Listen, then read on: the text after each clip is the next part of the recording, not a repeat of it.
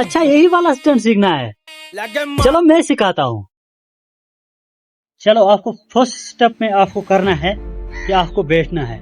बैठने के बाद आपको पीछे की तरफ मुड़ना है और हाथों को इस तरह रखना है।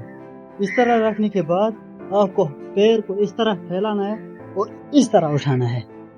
ये हुआ पहला स्टेप। अब दूसरे स्टेप में अब क्या करना है, अब हाथों को पुश करने के बाद उठने की कोशिश करनी है। चलो देखते हैं, 1 2 ये हो गया दूसरा स्टेप। अब मैं जमीन से ऊपर हो रहा हूँ। अब तीसरा स्टेप दिखा रहा हूँ मैं। जैसे आपको पुश करना है, हाथों और पैरों को पुश पूरा तरह करना है आपको। चलो तीसरा स्टेप, 1 2 3 ये हो गया तीसरा स्टेप। जबकि पैर भी जमीन पर आ गए, कमर भी जमीन से ऊंचे आ गए। चलो इस अब करते हैं फाइनल वाला स्टंट,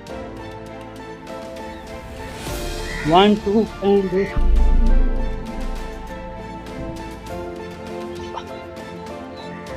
तो देखा आप लोगों ने कैसा मैंने सीखा।